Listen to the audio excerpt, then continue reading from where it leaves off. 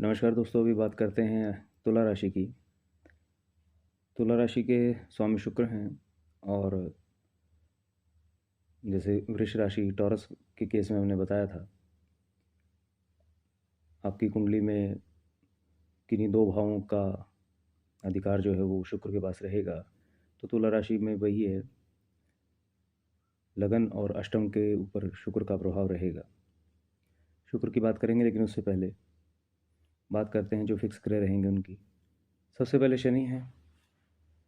शनि आपके लिए बहुत बेहतर प्लैनेट हैं और प्लेसमेंट वैसे तो बहुत अच्छी है खुद के लिए।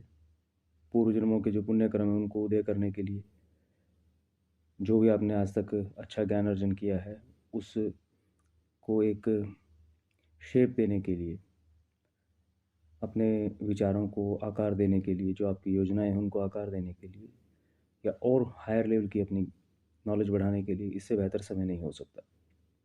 इसका सदुपयोग करें। आपके लिए तो बहुत अच्छा है, लेकिन आपके जीवन साथी या आपके पार्टनर्स जो हैं उनके मामले में थोड़ी सी ट्यूनिंग आपकी बिगाड़ देता है ये शनि।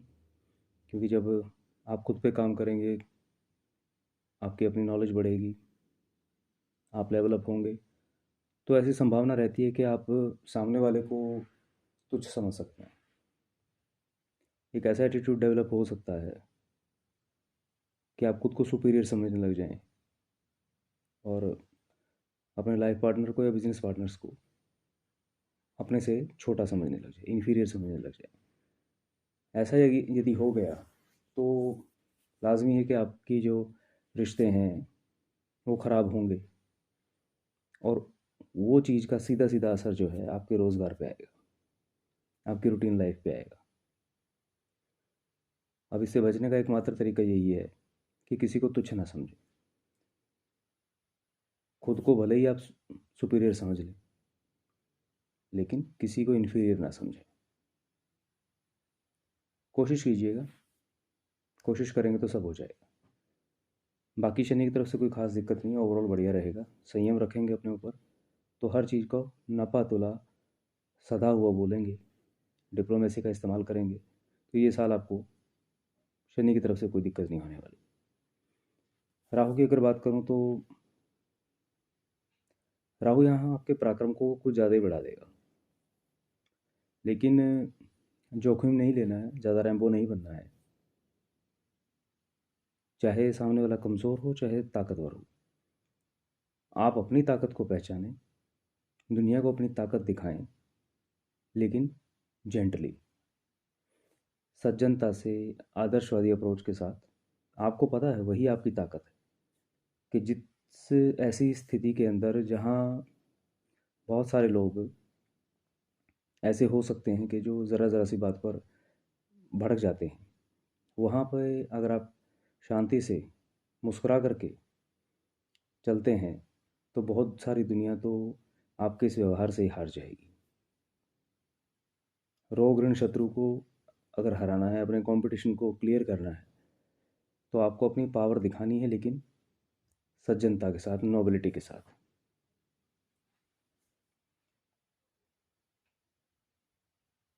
केतु जो हैं, आध्यात्मिक व्यक्ति यदि आप हैं तो आपके लिए बेहतरीन है ये साल। आध्यात्मिक अनुभव बहुत अच्छे हो सकते हैं। यदि आप आध्यात्मिक नहीं हैं तो केतु को हैंडल करने के दो तरीके बता रहा हूँ। बिना सोचे समझे, बेसिर पैर के कोई खर्चे मत करिएगा।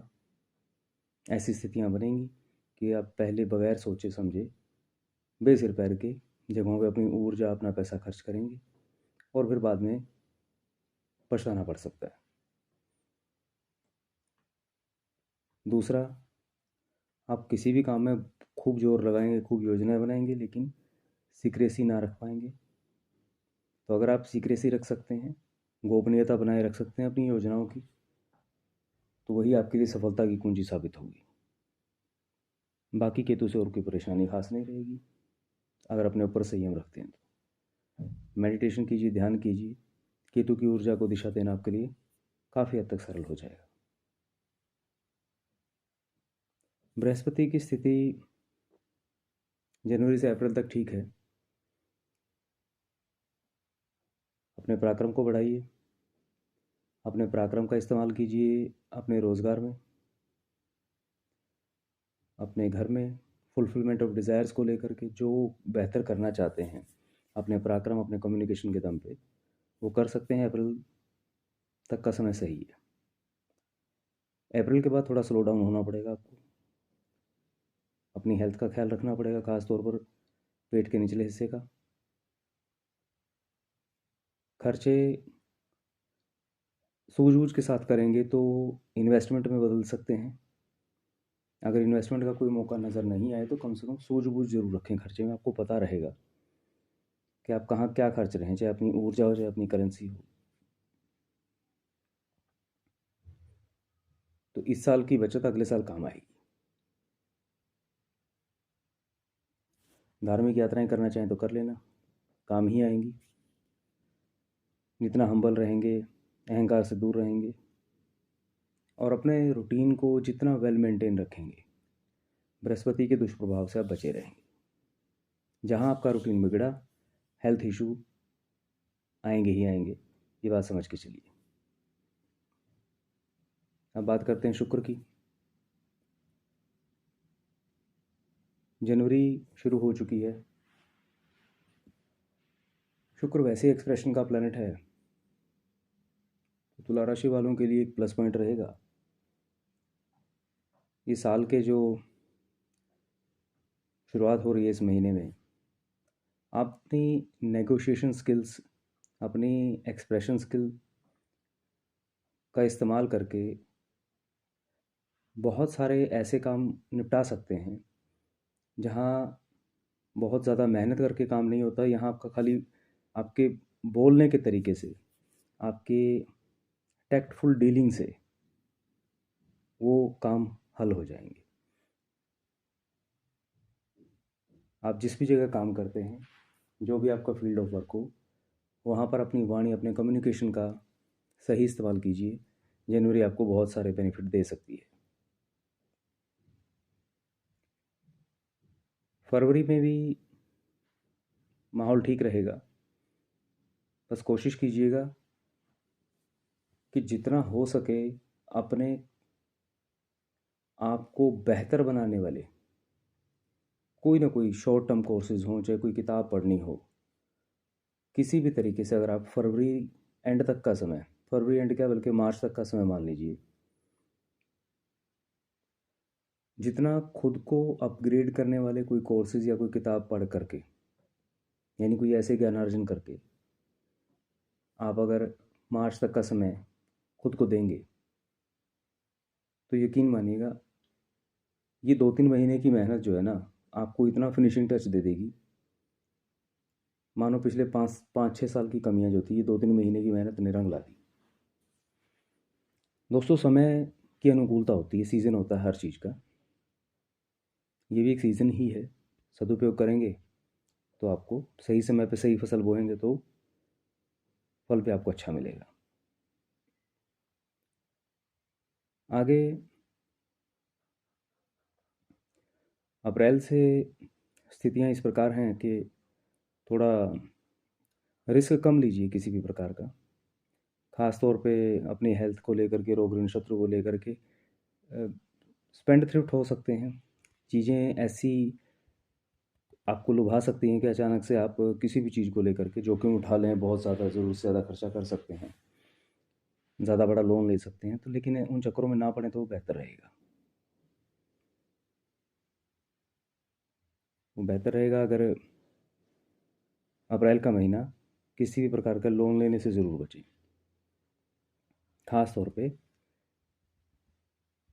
किसी भी प्रकार की आपकी अगर बड़ी गाड़ी, बड़ा घर या कुछ ऐसा कुछ भी करने का आपका मन हो, जिससे आपके शौक़ पूरे होते हैं, जिसको हम कह के चलते हैं, तो बेहतर रहेगा।